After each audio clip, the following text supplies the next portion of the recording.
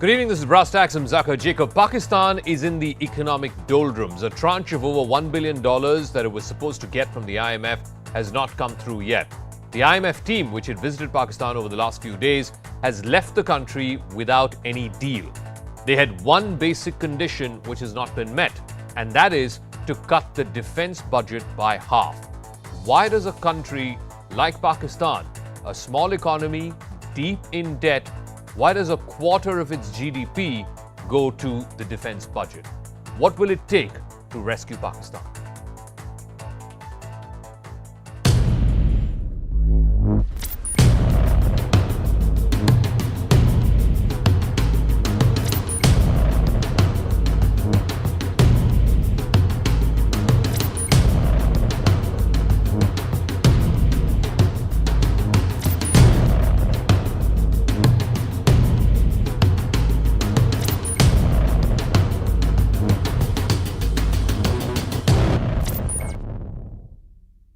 So a delegation from the International Monetary Fund landed in Islamabad towards the end of January.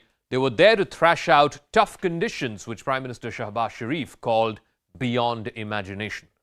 Despite 10 days of negotiations, Pakistan failed to get a bailout which would have helped the country from going broke. The talks hit a snag as both sides were not able to reach an agreement on external financing estimates and precise domestic fiscal measures. Pakistan entered into a $6 billion IMF program during former Prime Minister Imran Khan's government back in 2019. That package was increased to $7 billion last year. Currently, the 9th review of the program is due for the release of $1.1 billion. So, where are things stuck? The impasse was largely over Pakistan refusing to accept the condition of a 10 to 20% cut in the defense budget, something it had committed to earlier. Officials told the IMF that they need more time and further consultations to review the defense budget. Pakistan's finance minister, in fact, had wanted to wait until the army chief, who's currently on a visit to the UK, returns, discuss it with him, and then get back to the IMF. But the IMF told Pakistan that their commitments cannot be trusted. This is purely going by their track record in the past.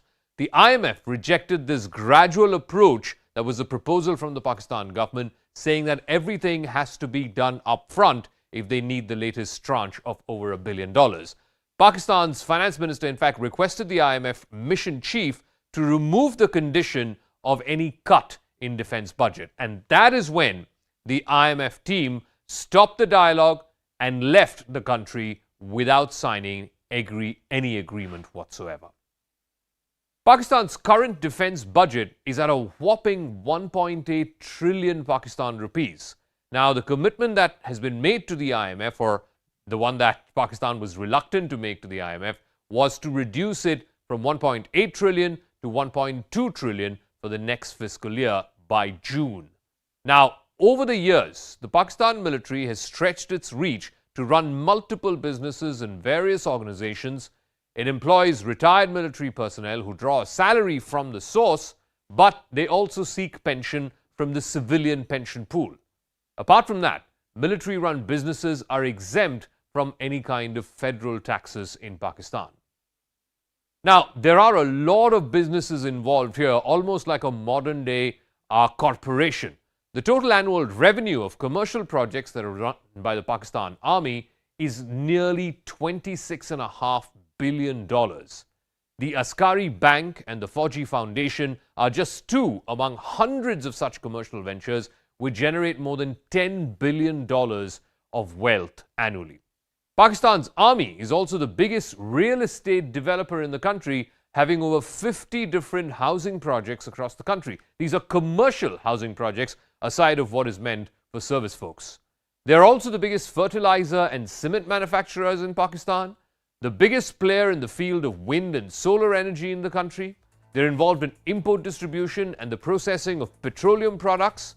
They own mines. They run several commercial healthcare facilities. They manufacture steel, furniture, consumer goods, pharmaceuticals, food products. You name it. The Pakistan Army has a finger in every pie. They also have a large network of schools and colleges across the length and breadth of the country as well, and control more than a dozen public sector enterprises. So how does the Pakistan military get away with such blatant commercial ventures? They run them under the charitable banners. There is, of course, the Askari Foundation, the Fauji Foundation, which is the Army's. The Air Force runs something called the Shaheen Foundation, and then there is the Navy's Bharia Foundation. While on the surface, the real purpose of these organizations is the welfare of service personnel. In reality, the very purpose of putting them under charitable organizations is to actually evade taxation.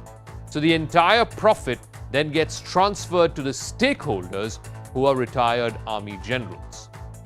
Now, with the generals getting richer, the people of Pakistan are falling deeper and deeper into despair. The economy has been taking one hit after another. It started with unprecedented torrential rains and floods last year. There were vast swathes of fields that were underwater, causing losses to the tune of $30 billion. The floods then in turn triggered an acute shortage of wheat. People were seen squabbling over subsidized bags of flour. Some were even seen chasing trucks that were carrying wheat flour. And then in January, there was a nationwide power outage which left nearly 200 million people without electricity for 2 days straight. Major cities, Karachi, Lahore, Islamabad, were all out of power for 12 hours plus. Authorities claim that the blackout was because of technical issues, but they have linked it to a massive fuel shortage across the country. And this is where these series of events has left Pakistan in a state of economic meltdown. Just look at the staggering numbers. The country's external debt reached $126 billion as of September 2022. Right now, even as we speak, Pakistan has just about $3 billion left in its forex reserves, which can barely cover a couple of weeks of imports. Inflation was at a 48-year high in the month of January. Thousands of containers of food items, raw materials, and other equipment were simply stuck in ports across Pakistan because the cash-strapped government had to curtail imports. It did not have enough forex to buy those imports. Pakistan's debt to GDP ratio is in the danger zone of 70%. 40 to 50% of government revenue is earmarked just for interest payments alone. Now, out of Pakistan's $27 billion of bilateral debt that it has one-on-one with other countries, a whopping $20 billion plus is just Chinese loans. Now, the IMF basically drew up a to-do list for Pakistan to get this latest tranche of $1.1 billion. It was part of that $7 billion that was agreed to when Imran Khan was Prime Minister. Pakistan was asked to cut its defense budget by 10 to 20% annually. But the generals and the political establishment are dragging their feet on that. The country was also told to declare assets of all the civil as well as military bureaucracies. They seem to have accepted this demand in total. The IMF has also told Pakistan that it needs to release a $300 billion mini budget. In fact, the Pakistani government has agreed to a $170 billion mini budget as of now. Pakistan was also told to counter circular debt to the tune of 900 billion rupees by imposing heavy taxes and levies on electricity, gas and energy tariffs. In fact, the Shahbaz Sharif government has increased power tariffs as a consequence. Another major demand was major amendments in finance-related laws in consultation with the IMF. So now Pakistan is considering introducing a new finance bill. In fact, last week, Pakistan's Prime Minister Shehbaz Sharif warned of tough times ahead as his government was seen to be struggling to comply with the IMF's conditions. Sharif has repeatedly pledged that his government will not default but will manage to secure a bailout from the IMF. That it's off the table for now at least because the IMF team has gone back. Sharif is now resisting the IMF's demand for increasing taxes as well as slashing subsidies because he's worried about a potential backlash ahead of general elections later this year. His predecessor and arch-rival Imran Khan has been claiming that Pakistan could very well follow in the footsteps of Sri Lanka, which ran out of money to buy food, fuel and other essential items sometime last year. And that caused a popular uprising which unseated President Gotabaya Rajapaksa. So what exactly happens if Pakistan is not able to get this latest tranche and if it goes on to default on its debt? For starters, the country will be unable to repay any of the commercial loans that it's taken from various institutions as well as other countries. The Central Bank of Pakistan will have turned down debt repayment or debt servicing payments to commercial lenders. It will trigger automatically a downgrading of the credit rating of the country by agencies like Moody's, S&P, and Fitch. That will basically reduce international lending confidence. So no institution, no international investor would want to lend to Pakistan if it were to default and if its credit ratings were to get a downgrade.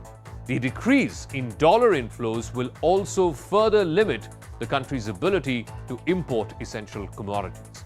This in turn will impact the economic output, and of course inflation, which is already at a 5-decade high, will further skyrocket.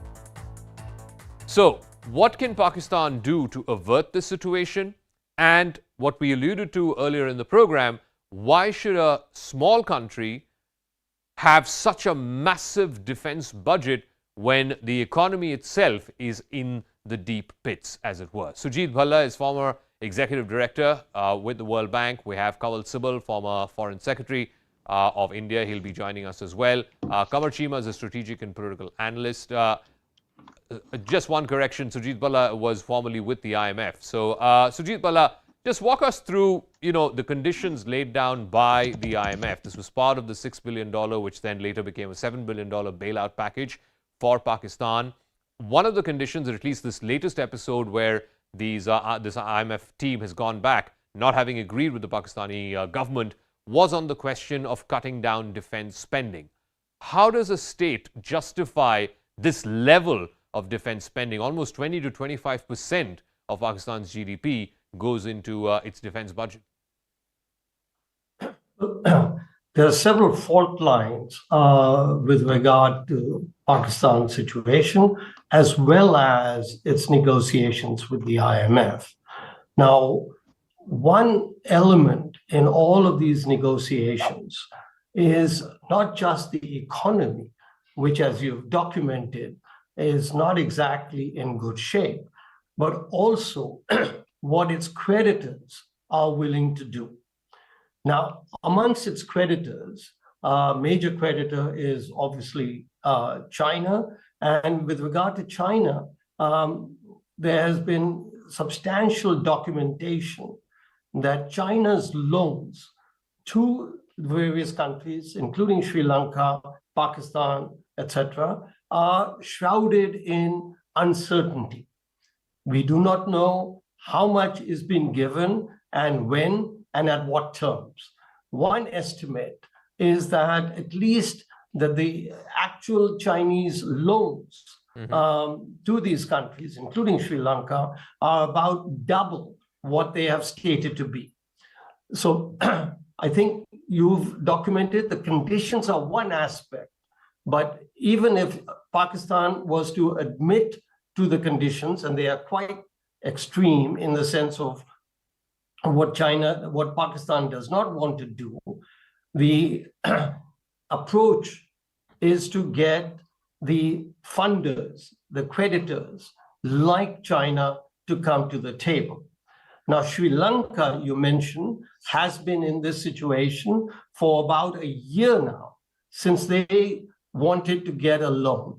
And the major stumbling block in the case of Sri Lanka, which still hasn't got its loan, even though the mission has been there for a year, and negotiations have been held and even approved, that it is at a standstill because China is not willing to lend them more money or come to the terms that are there.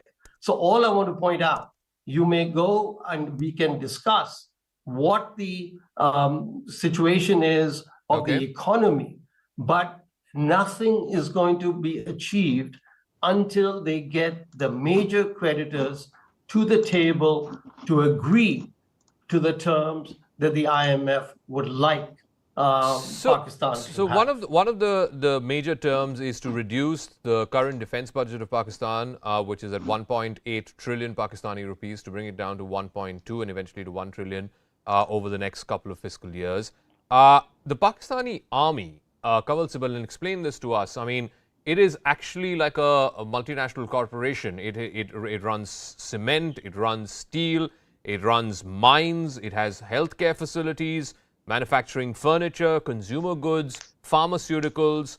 As one person said, the Pakistan army runs everything from making puppets to pickles. And yet, in most of those cases, if this were a commercial entity, it would have to pay very steep federal taxes, whereas in this case, it doesn't have to pay such steep federal taxes because many of them are these foundations or not-for-profit charitables. How does a country get away with that? I mean, wouldn't the people revolt against something like that? Well, if they haven't revolted, in the past, why would they revolt now? I mean, this is an open secret. Books have been written about this. I mean, you spelled out very well at the beginning of this program all the areas in which the Pakistan Army is involved. So it's an open secret. And even the IMF and the Americans and others, they all know what the reality on the ground is. And everybody knows that Pakistan Army is the real power in the country. That's why its biggest partners engage with the armed forces rather than with the government when vital decisions have to be taken. But there has never been the kind of pressure on Pakistan, as seems to be the case now, where for the first time I see that the IMF is demanding that the Pakistan Army's budget be cut. And this is touching an extremely sensitive issue. And this cannot be done unless the Pakistan Army is on board. And if the Pakistan Army also realizes that there is absolutely no way out in order to save the country from economic collapse, they may be willing to make this gesture. But it is not a one-time gesture. There is going to be a progressive diminution of the budget of the Pakistan Army. Then how do they then maintain this posture of extreme hostility towards India? Okay. And continue to build up their nuclear program, as we know, and continue to have these missile tests periodically. And they are buying a lot of submarines from Pakistan. They bought from China. They bought frigates from China. The other thing, of course, is that the Pakistan Army is the main pillar of the BRI, or the CPEC in Pakistan. So will China would like the Pakistan Army to be weakened? I don't know. These are very complex issues. The decision is not in the hands of the government. So the decision is in the hands of the Pakistani I army. I want to also and once touch upon this kind of a thing is done, then it's the thin end of the wedge. Well, I also Then want to there touch will upon be a point that lot of Dr. Bala scrutiny, made with lot of Qamar scrutiny Chima. Qamar Chima, the total external debt of Pakistan is a little over $125 billion. Close to 30 billion of that, so almost 1 in 5 or 1 in 6, if you will, is owed to one country, China. And so far, we have not seen any attempt whatsoever, not even a whisper by the Chinese to agreeing to restructuring their debt with Pakistan. Isn't this a question that naturally sort of comes up in conversations in Pakistan? Why are the Chinese and so-called, iron brothers, as Pakistan and China refer to themselves, why are the Chinese reluctant to restructure their debt? Like I said, 1/5 or 1/6 of your total external debt goes to just this one country. Well, I think that's a very significant question indeed, that why Pakistan is not getting debt moratorium from China while the Sri Lanka has got that for 2 years. That's a very important question. The second thing which I want to tell you is that obviously the problem with the Pakistan and the IMF is a credibility issue. The government of Pakistan needs to give assurances that whatever the IMF program that we will have, we will implement. Second, the foreign loans commitment by other nations is also a very serious challenge.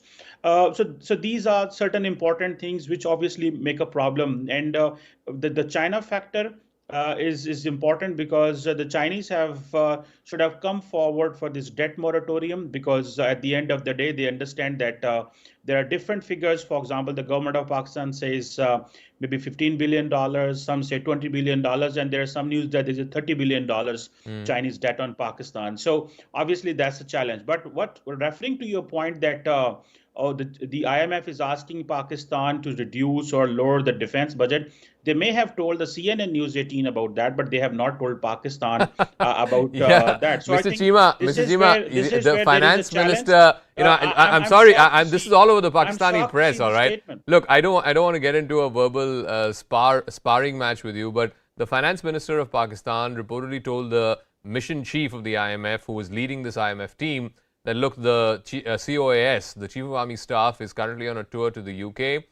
We agree in principle to your terms, but we like to have a word with him. Why don't you wait till he comes This is to back, create a and divide in then we Pakistan. will sign off. And that's when the IMF team There is decided enough nothing is like enough, that. and they left.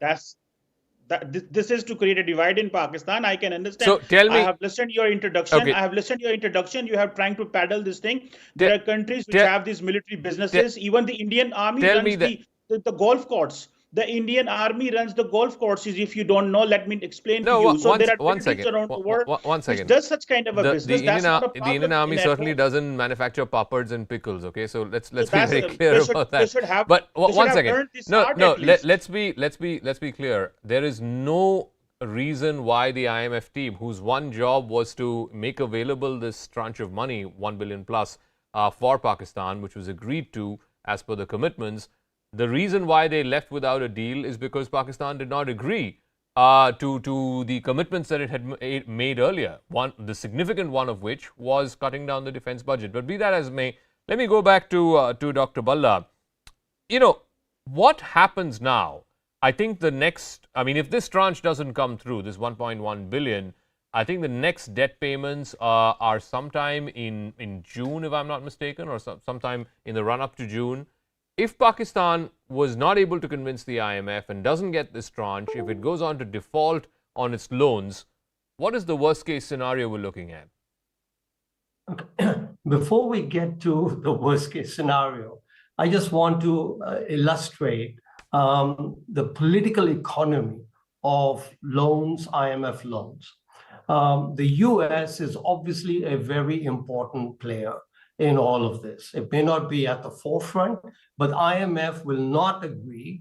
US is the biggest shareholder, and IMF will not agree to terms with Pakistan unless the US is on board. Now, remember that Argentina has continued to get loans from the IMF for the last 30 years. Correct. The second highest borrower from a bailout from the IMF is Pakistan. Yep. So they've always been able to get an agreement from the IMF in order to bail themselves out. It may not be happening now, I don't know, but I think that's a very important part of the puzzle as to why and when will the US come to the aid of Pakistan. It is complicated this time by the entire experience with China. US and China are not on the best of terms now, unlike what it was maybe 6-7 years ago. Yes. So this is the political economy of this loan to Pakistan. You know, including the second important aspect about this situation is that the Middle Eastern economies were more than willing in the past to come and bail out Pakistan. This has not happened this time.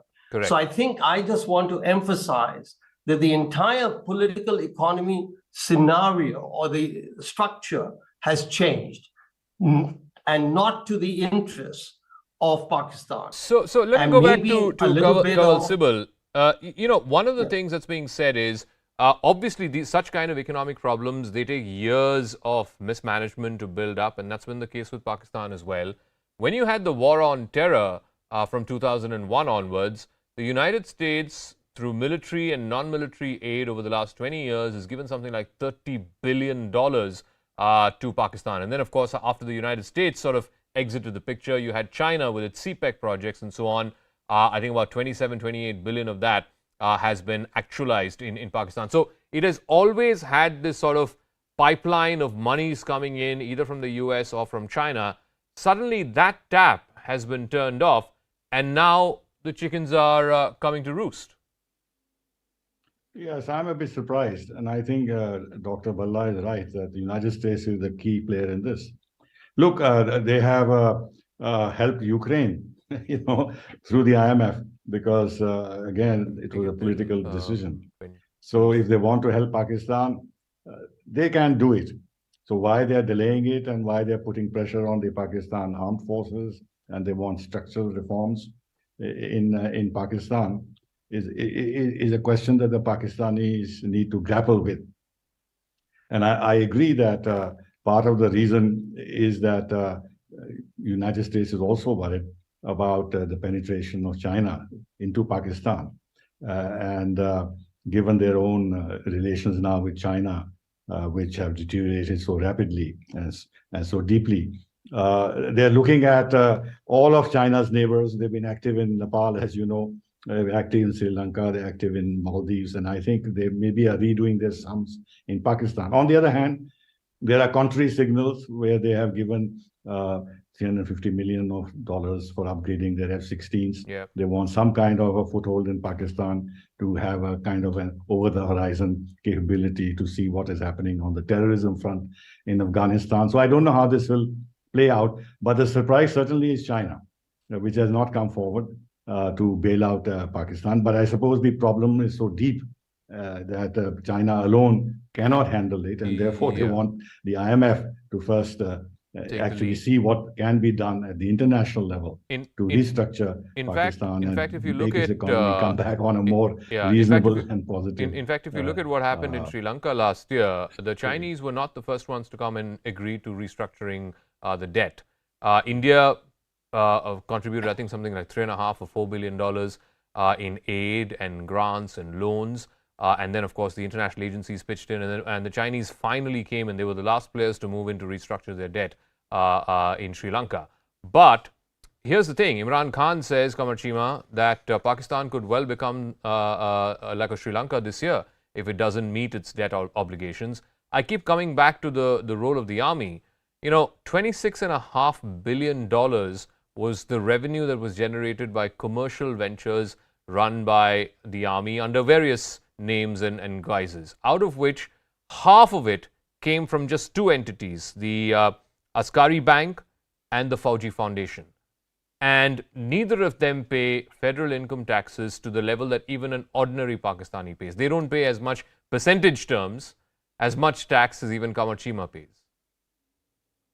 Well, I think as far as this question of the military's businesses is concerned, my understanding on that is that the militaries around the world, they do businesses, the Americans, the Turkish, the Iranians. This concept is known as Milbus, and people have written a lot on that. But just calling that the military source of all that fall of Pakistan, that's wrong. The political class inability to sit together and find out a solution, political solution. Right now, the biggest challenge in Pakistan, other than this economic crisis, is lack of the political consensus. The politicians don't want to sit on the table. The national parliament, the parliament is empty. The biggest party like Imran Khan, they have resigned and they are out of the parliament. So I think there's so, and then as you were mentioning, the American money which came like $30 billion. But I want to tell you that was a $30 billion, but Pakistan lost more than $100 billion in this war against terrorism. The entire infrastructure that we lost. So it's not that Pakistan got the money from the US and things are good. The challenge in Pakistan is internal, and that challenge is political stability. And then at the end of the day, the political class need to reduce the expenses. All right. And they need to be sincere with the masses, and they need not to create jobs just for winning. I think the story that best exemplifies what has been happening in Pakistan, I think I read a report a few days ago saying that a fleet of luxury cars have been imported for the political class in the middle of all of this, this record debt crisis that the country is facing. I think that best exemplifies the absolute and gross mismanagement of finances, public finances, that we've seen over decades, over generations by Pakistani governments and politicians. We'll leave it at that. Thanks very much to all our guests. We'll see how this story plays out. And like I said, we wish our neighbor well, because if Pakistan were to collapse economically, that is for sure going to have ramifications on all countries around the neighborhood, including India. We cannot be insulated from a collapsed economy right in our backyard. So let's move on to the other big story. A report from the UK Home Office has now identified, the report is called Prevent. This is how to prevent terrorist attacks. It has identified Islamist terrorism as the single biggest threat to the UK. It says anti-India rhetoric brought to the UK shores by Pakistani migrants is threatening the social fabric of certain communities. It's also got a significant warning on the Khalistan threat. So will this K2 problem, Kashmir and Khalistan, become a huge menace for Britain going forward? To strengthen our fight against radicalisation. So the threat was flagged off by a review into the UK government's scheme set up to prevent terrorism. It's called Prevent. It warns that rhetoric from Pakistan is impacting UK Muslim communities when it comes to inflaming anti-India sentiment. This is particularly sensitive around the subject of Kashmir. It flags off that there is a Pakistani cleric in the UK with a substantial following who is openly calling for the use of violence in Kashmir. Flashpoints related to Kashmir also lead to a significant surge in interest from UK Islamists. There is no reason to believe that this issue will disappear because Islamists will seek to exploit it further in the years to come. Now, there are examples of those who are convicted of terror in the UK who had first sought to fight in Kashmir, or in fact had already fought in Kashmir, and this includes people who subsequently went on to join terror groups like Al-Qaeda. Now, in the last few months, we've seen a series of incidents of violence in the UK which are aimed primarily at sending an anti-India message. In August of last year, fans from Hindu and Muslim communities in the city of Leicester clashed after India secured a win against Pakistan in the Asia Cup T20 tournament that happened in Dubai. Indian fans were reportedly marching on the streets and raising slogans, which some Muslim community members took exception to. Things got heated and both sides came to blows. Then in September, once again in Leicester, a Hindu temple was vandalized. The saffron flag outside the temple was pulled down. This was in full media glare, in full glare of the police who had gathered there as well. And there was a huge crowd of people who were cheering this on. And that same month, another unruly mob protested outside the Durga Bhavan. This was in Smethwick in Birmingham. They hurled bottles and crackers into the temple premises. Now, this is what has happened in the Tory regime, as it were, over the last few weeks and months. But for years now, MPs from the main opposition party, the Labour Party in the UK, have been needling the Kashmir issue. Back in 2019, Labour MP and then the leader of the Labour Party, Jeremy Corbyn, had tweeted that the situation in Kashmir is deeply disturbing and that human rights abuses that are taking place there are unacceptable. The rights of the Kashmiri people must be respected and resolutions implemented. The same year, the Labour Party passed an emergency motion on Kashmir calling for Corbyn to seek international observers to enter Kashmir and demand the right to self-determination. In 2020, Labour MP Zara Sultana wrote to the UK Foreign Secretary of that time, Dominic Raab, urging him to honour Britain's obligations to Kashmir and to call on the Indian government to recognise that Kashmir is a disputed territory. In August of 2021, UK parliamentarians held a debate on the political situation in Kashmir, during which Labour MP Sarah Owen compared the COVID-19 lockdown to the situation in Kashmir post the abrogation of Article 370. The UK review in Prevent was also significant because it warned about a rising threat from pro-Khalistanis. It calls on being mindful of pro-Khalistan extremism emerging from Sikh communities in the UK and a false narrative being disseminated by a tiny number of pro-Khalistan groups operating in the UK. Such groups are spreading misinformation that the UK government is colluding with the Indian government in persecuting the Sikh minorities. The narratives from such groups glorify violence carried out by pro-Khalistan elements in India, and there is praise for violence overseas and a simultaneous belief in a state-led campaign of repression domestically. This is a potentially toxic combination for the future. In fact, multiple so-called Khalistan referendums have been held across the world to demand the liberation of Punjab from Indian occupation and the establishment of a sovereign Sikh state. The first such referendum, in fact, took place in the UK, in London, in October of 2021. The referendum was held on the 31st of October, incidentally to coincide with the day that Indira Gandhi was assassinated back in 1984 for ordering Operation Blue Star. Another round of Khalistan referendum was held in January of 2022. This was in Luton and in Leeds. According to Six for Justice, a banned organization, there was a huge turnout for both these referendums in the UK. So, what exactly explains the Khalistani revival that we are witnessing in the UK and different parts of the world? The biggest reason happens to be that Pakistan and the ISI are desperately trying to revive the movement after the abrogation of Article 370 in Jammu and Kashmir. There is heightened security in Jammu and Kashmir, which is why they are turning to Punjab to create unrest. Pakistan is tapping into Khalistanis as it faces global scrutiny over harboring Kashmiri terror groups.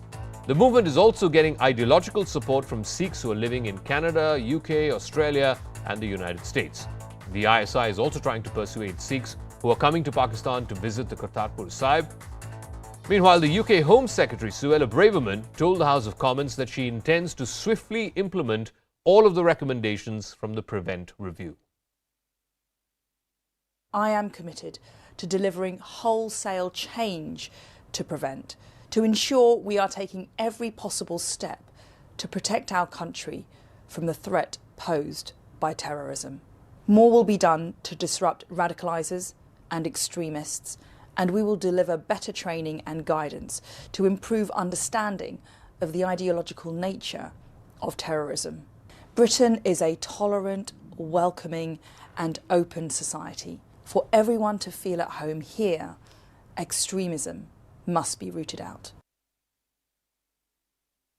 So joining us on the Talking Point, RP Singh is BJP spokesperson. Aarti Tikku is founder and editor-in-chief of The New Indian. Waseek is a writer and commentator. RP Singh, this is what the report says, and I quote, increasing rhetoric from Pakistani immigrants into the UK is impacting UK Muslim communities when it comes to anti-India sentiments, particularly around the subject of Kashmir.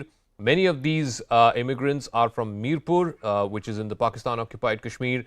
There are examples of convicted terrorists convicted in the UK who had first fought in Kashmir. Subsequently, many of them even joined Al-Qaeda.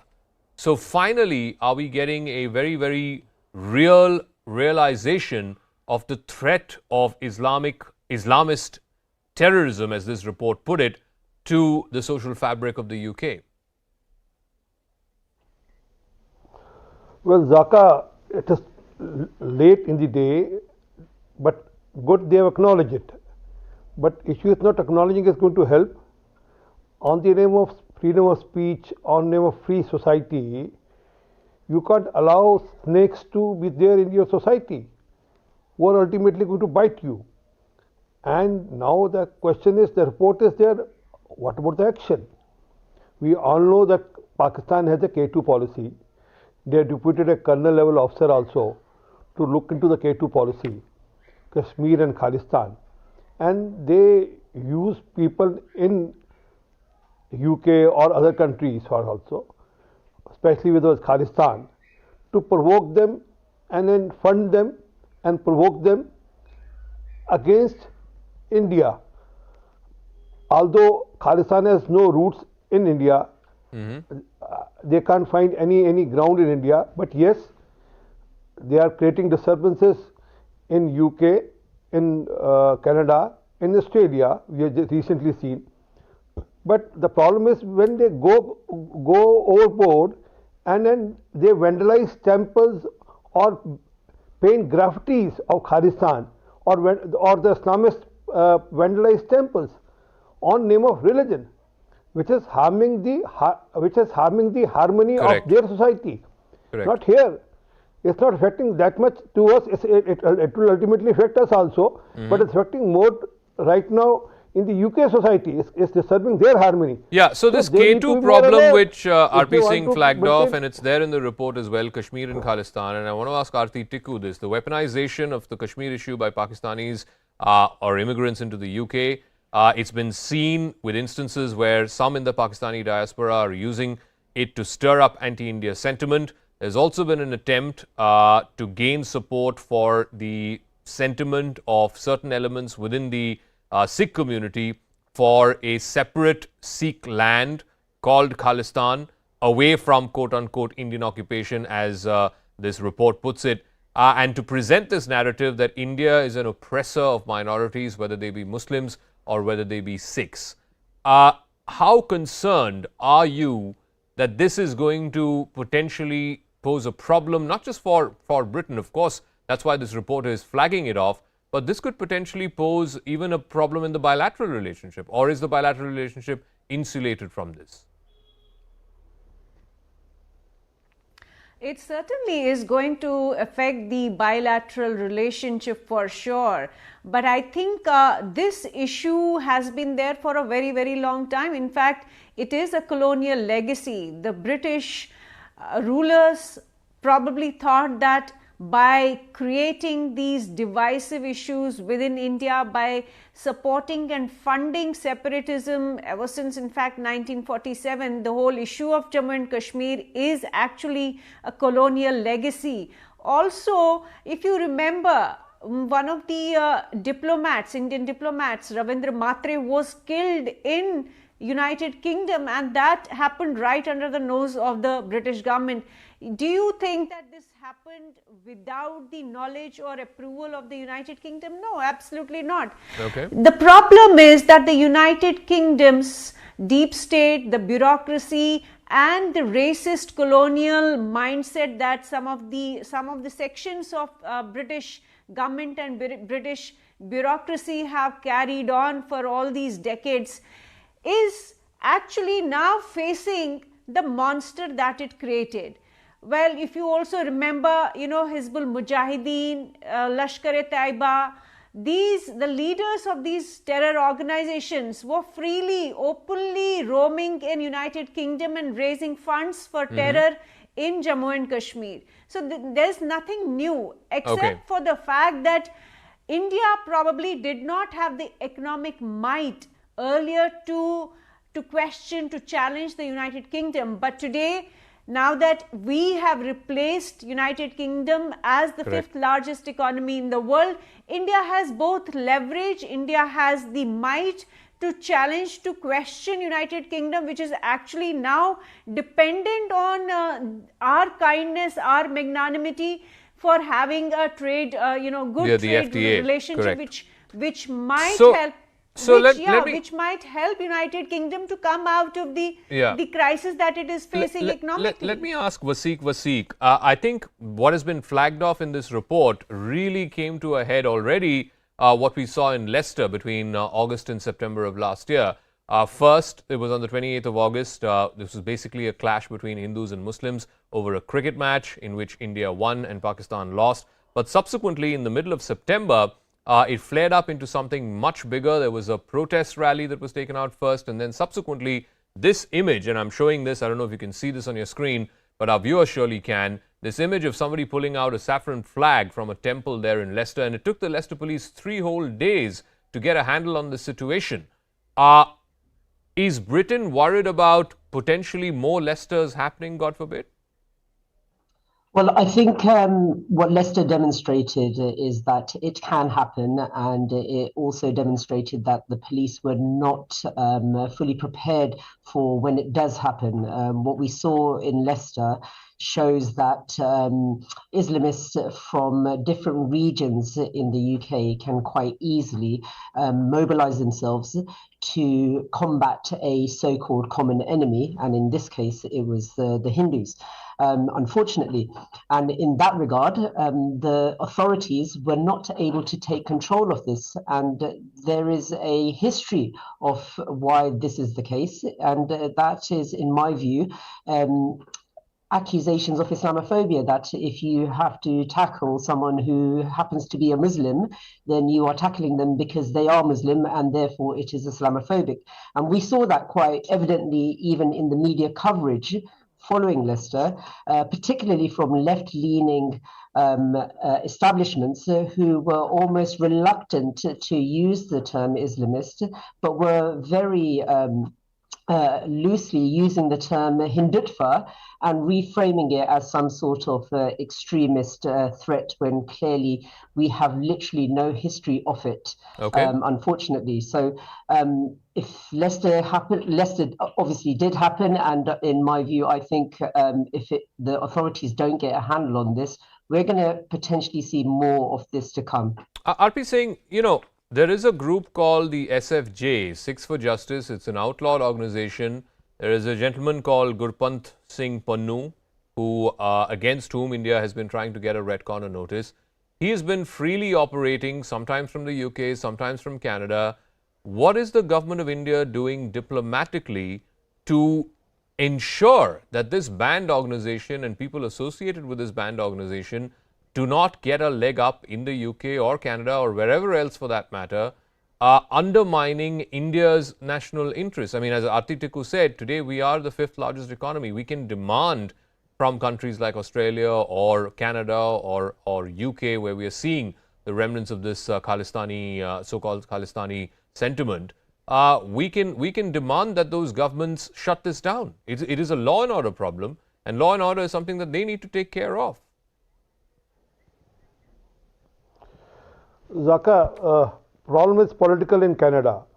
It's more of a vote bank appeasement in Canada. There's the people who are running the Khalistan campaign in Canada are people who fund the political parties there and then manage political parties there. And also there are people within the government who are supporters of the Khalistan. Let's understand this one. In UK also there are sympathizers. There are sympathizers in the system for Khalistan, even for the Islamist radicalization also. There are sympathizers there. And again, it's partially because of the vote bank also. But yes, Government of India has already taken up the issue with the concerned authorities in all the 3 countries, Canada, UK and Australia, at the highest level, and has been pursuing with the concerned governments. But I have one message to all Khalistanis in specific. I have one specific message for all Khalistanis and people who support Khalistan. The person who started Khalistan was Jagjit Singh Chauhan, who started the passport, the visa, the flag, the everything, currency of the Khalistan. Do you know, he came to India, he contested election here and died here. No one knows about him today. He formed his own party here. He contested election in 2005, if I rightly remember, 2012.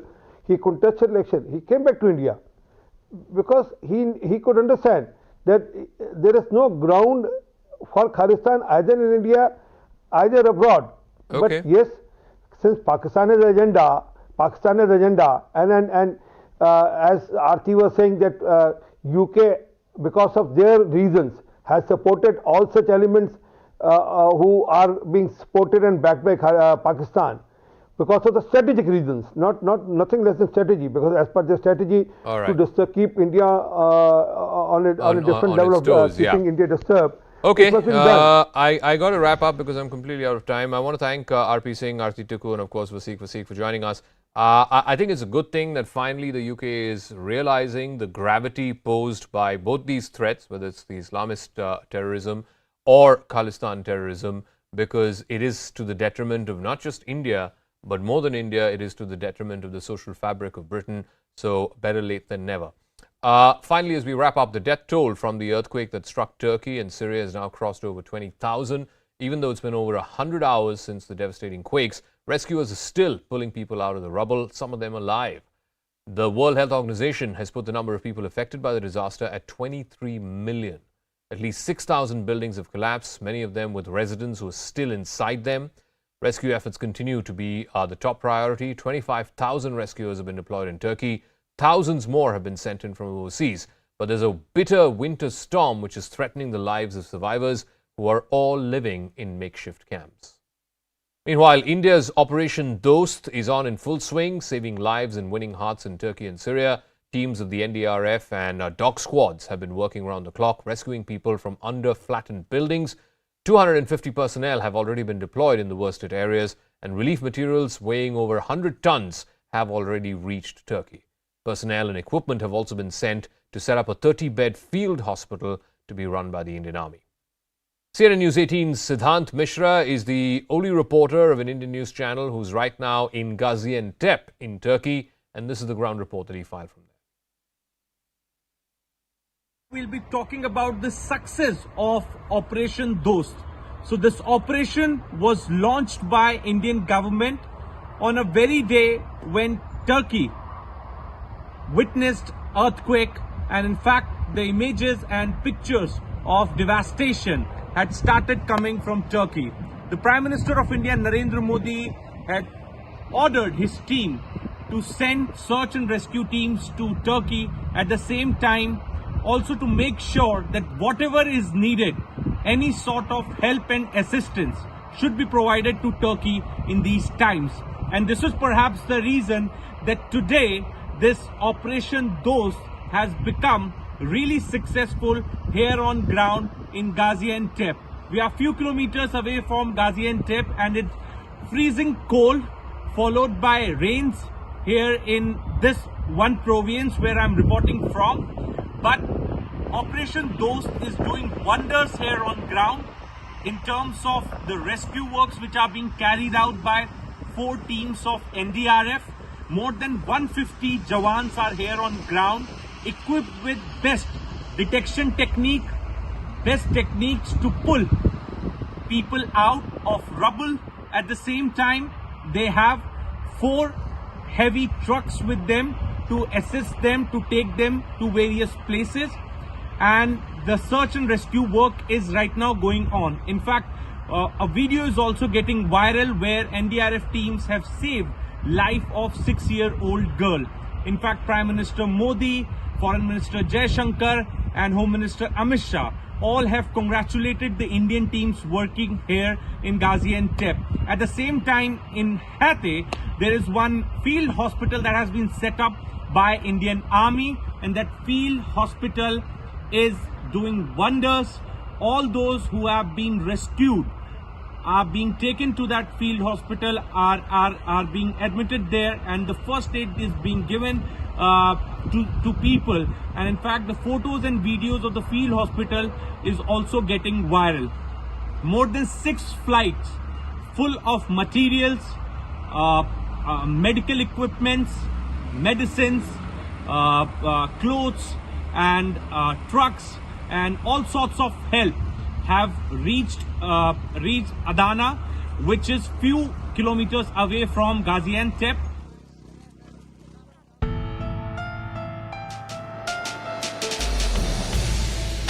Till now we were getting to you the most factual, the most accurate and the most detailed coverage of the situation post the earthquake in Syria and Turkey.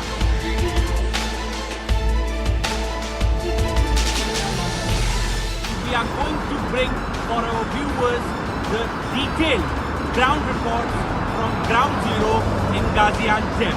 Stay tuned with CNN News 18.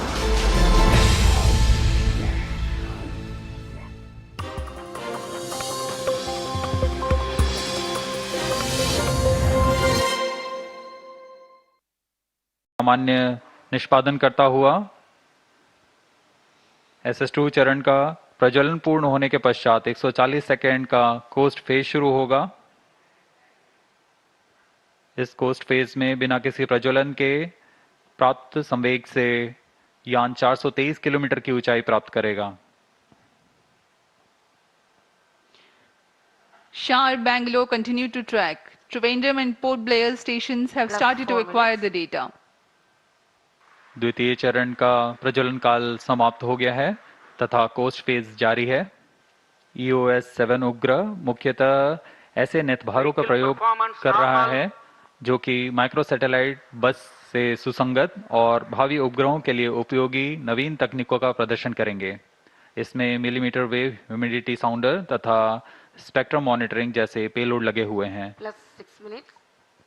EOS 7 का कुल भार 156 kg है तथा इसका कार्यकाल 1 साल का निर्धारित किया गया है।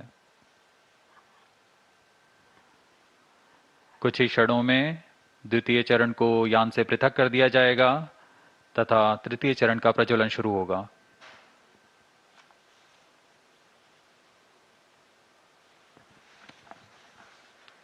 Stage separated. The third stage SS3 Stage ignited. has commenced its operation.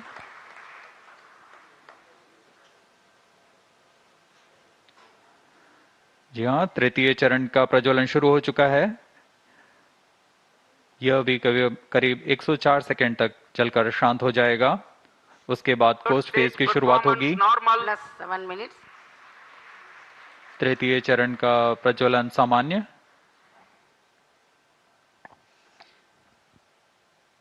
HTPB-based solid propellant with a loading of 4.5 tons produces a vacuum thrust of 160 kilonewtons. The stage burns for 104 seconds.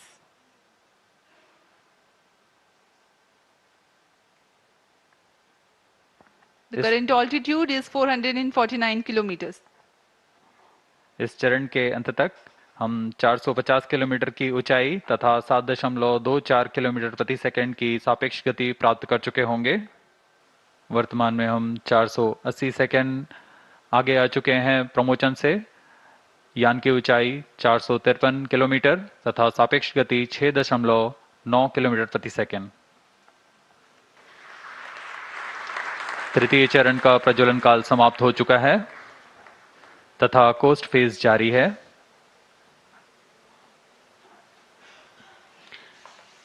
Presently, the third stage has completed its operation, performance normal, but has not yet been separated. It is a coast phase along with the spent stage mass, velocity trimming module and the satellites. अभी यान का coast phase जारी है। यान पूरी तरीके से निर्धारित पथ का अनुकरण करता हुआ अपनी उद्दिष्ट कक्षा की ओर बढ़ रहा है। इस यान में आजादी सेट एक क्यूब सेट है जिसका भार 8 kg है। इसे 75 फेम्टो एक्सपेरिमेंट्स के लिए विभिन्न नितभार हैं। इन नितभारों को स्पेस किड्स इंडिया द्वारा एकीकृत किया गया है। इसमें UHF, VHF फ्रीक्वेंसी बैंड ट्रांसपॉन्डर्स लगे हुए हैं जो कि ध्वनि तथा डेटा दोनों के प्रेषण में सक्षम हैं।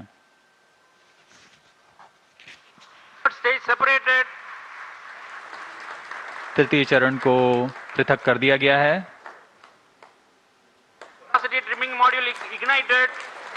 यह अंतिम तंत्र वेलोसिटी ट्रिमिंग मॉड्यूल यह यान को अंतिम अभिवृत्ति तथा गति प्रदान करेगा।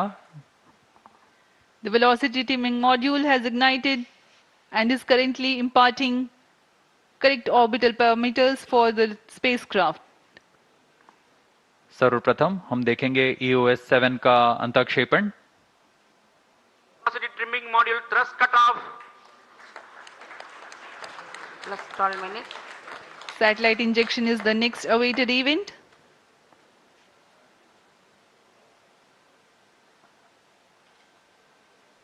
Satellite injection conditions are achieved. अंतःक्षेपण की स्थितियां प्राप्त की जा चुकी हैं। कुछ ही क्षणों में EOS 7 का अंतःक्षेपण निर्धारित कक्षा में किया जाएगा। The nominal time of 785 seconds past the launch is scheduled for the prime satellite EOS 07 for injection. EOS 07 satellite separated. मुख्य उपग्रह EOS 7 का सफलतापूर्वक अंतःक्षेपण कर दिया गया है। There we have the confirmation of the prime satellite EOS 07 separating from the launch vehicle. Janus 1 satellite separated. Janus 1 के अंतःक्षेपण की पुष्टि की जा चुकी है। उसे सफलतापूर्वक उसके निर्धारित कक्षा में स्थापित किया जा चुका है। Janus 1 has also been separated, and here we have Azadi Sat 2 separation also. SSLV D2 EOS 07 mission accomplished. Handing over to mission director. सभी को बहुत शुभकामनाएं। मिशन इस तरीके से पूरा हुआ। SSLV D2 EOS 07 mission has been fully accomplished. With the successful launch of SSLV D2 EOS 07 mission, ISRO now has a new credible member in its launch vehicle family. Congratulations to Team ISRO. 10, 9, 8, 7, 6, 5, 4, 3, 2, 1, 0. Beautiful launch of SSLV D2 EOS 07 normal. on a bright sunny morning. Event tracking. प्रज्वलन और सफलतापूर्ण उत्थापन SSLV D2 प्रमोचक यान का अपनी उद्दिष्ट कक्षा की ओर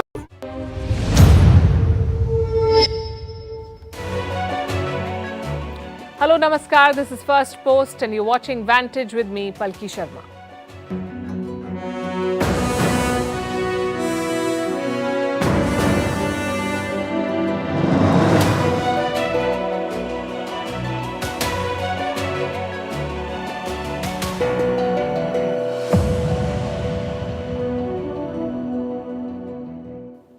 Our lead story tonight is a story of humiliation. Pakistan has failed to secure an IMF bailout. A team from the International Monetary Fund spent 10 days in Islamabad. Negotiations went into the 11th hour, but the IMF was not satisfied. The Pakistani finance minister was promising good news last evening. He had to cancel his